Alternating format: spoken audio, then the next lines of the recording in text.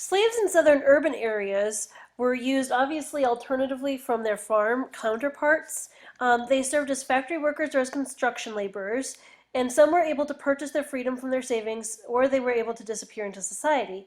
As sexual troubles rose, however, fewer slaves were able to buy their freedom or work in the urban areas.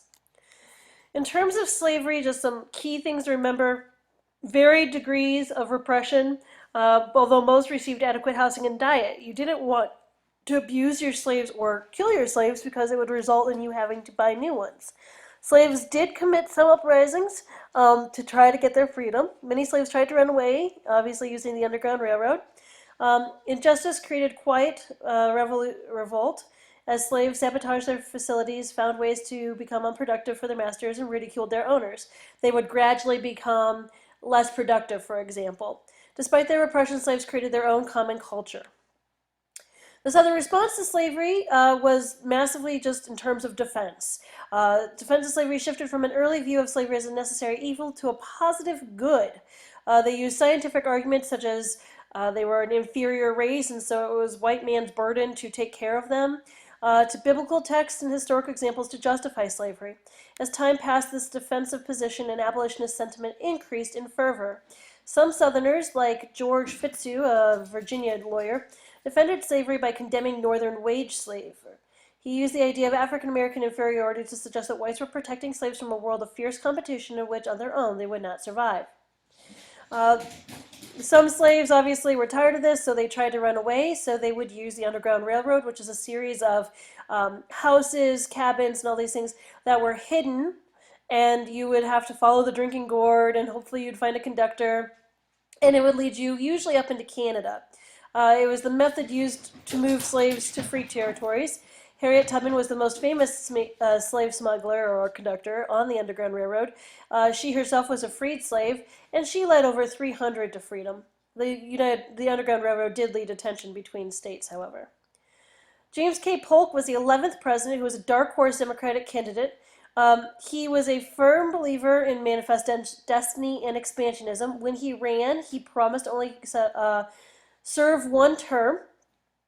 He was nicknamed Polk the Purposeful for his focus on a set of specific goals during his presidency, and he actually was pretty successful in achieving all of these goals. He introduced a new independent treasury system, lowered the high tariffs with the Walker Tariff, settled the Oregon Dispute Territory with the Oregon Treaty at the 49th parallel rather than 5440. He acquired California, and he led the U.S. into the Mexican War. The Mexican War was largely fought still over Texas. The new Mexican Republic would not address grievances of the U.S. citizens who claimed property losses and personal injuries resulting from conflicts during the Mexican Revolution. So during the Mexican Revolution, there were a lot of bandits who would go into disputed territories that today we would say are the United States, and they would do different types of harm to the citizens who lived there. Mexico and the U.S. were in dispute over their border, with the U.S. saying it was the Rio Grande and Mexico insisting it was the Nueces River. Due to sentiment arising from the idea of manifest destiny, there was an increased American interest in Mexican-held Western territories. The U.S. has aided Texas in its revolt against the Mexican government, and there is growing momentum toward a U.S. annexation of Texas. When the U.S. Congress annexed Texas, Polk sent John Slidell to negotiate a settlement for the land for California, and for Western Mexican territory, the Mexican government rejected Slidell.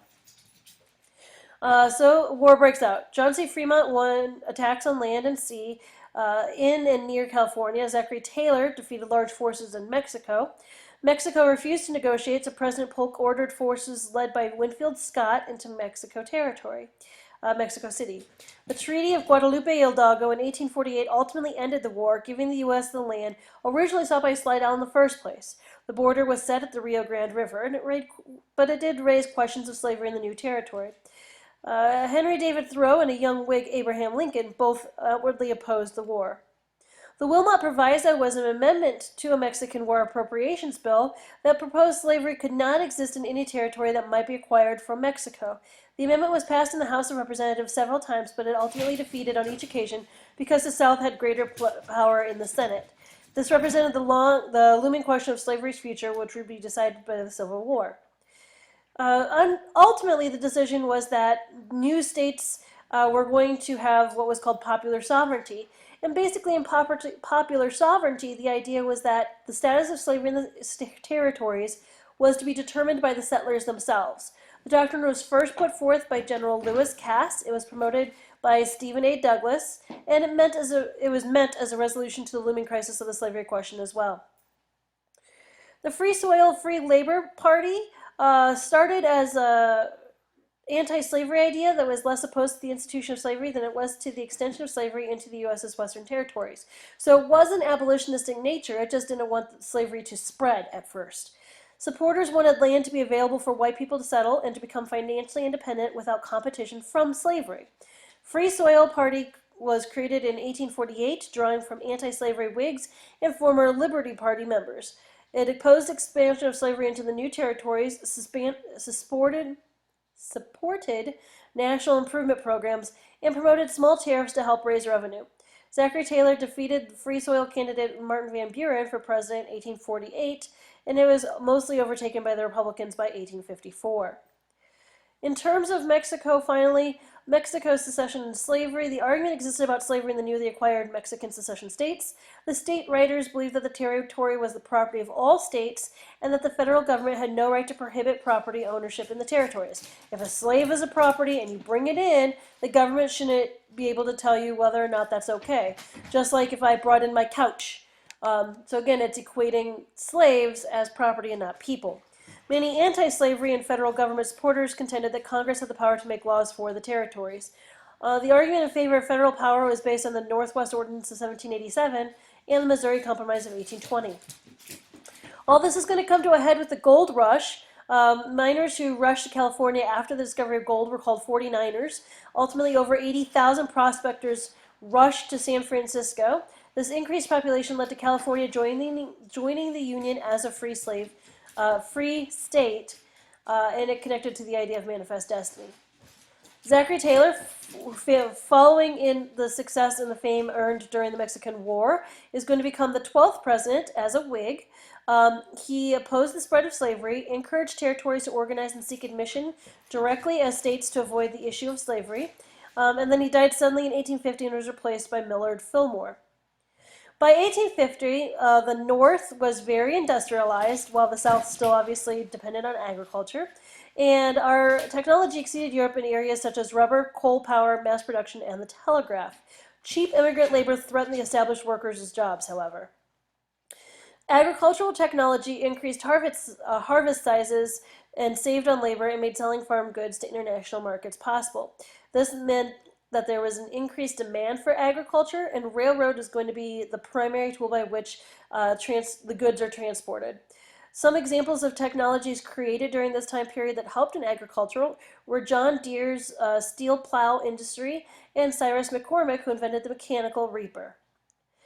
In the North in the 1850s, African Americans had organized churches and groups. There were around 200,000 free African Americans who lived in the North and the West, although their lives were restricted by prejudicial laws.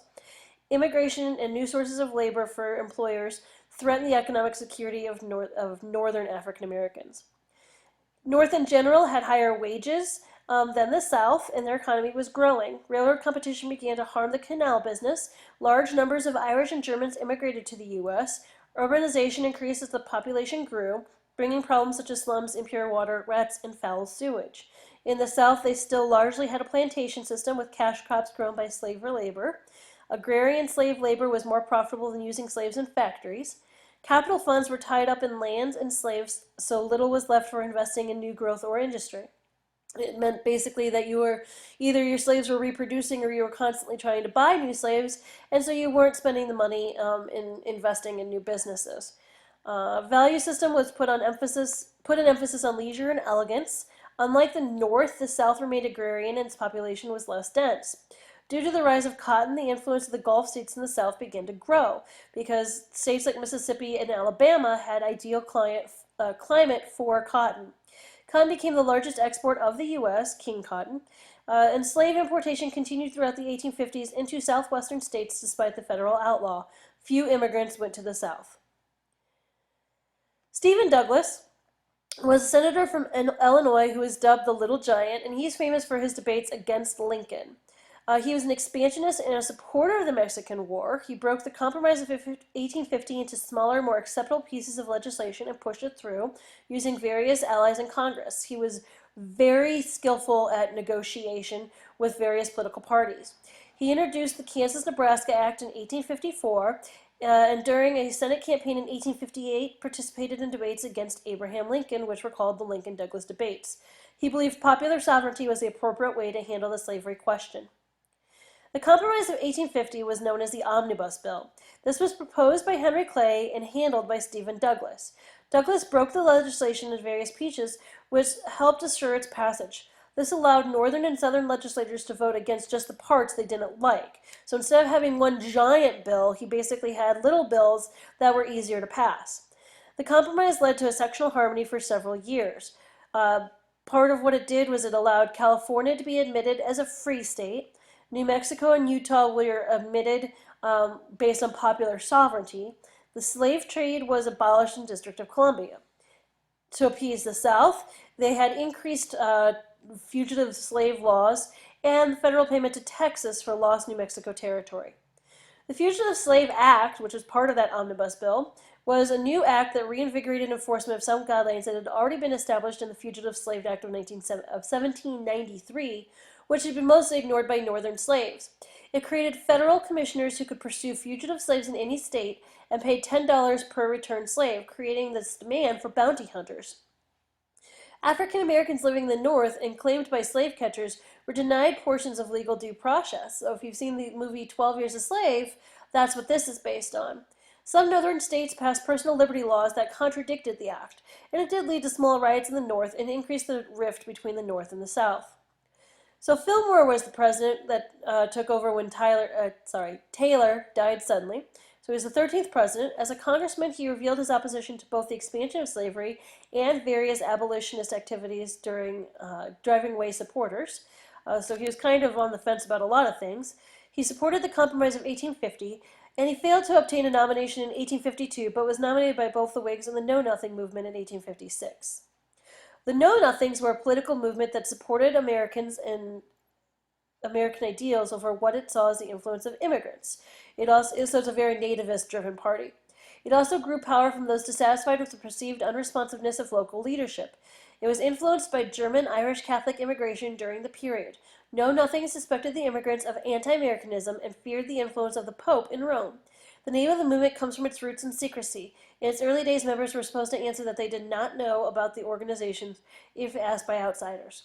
This movement grew in size and political representation in 1854 and 1855, but it was split by the slavery issue, and most members joined the Republican Party by the 1860 presidential election in which Lincoln won.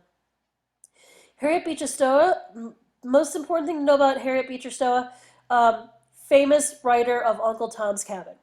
She worked with her Grimke sisters, Elizabeth Stanton, and other leaders to pursue activist goals such as abolitionism and women's rights.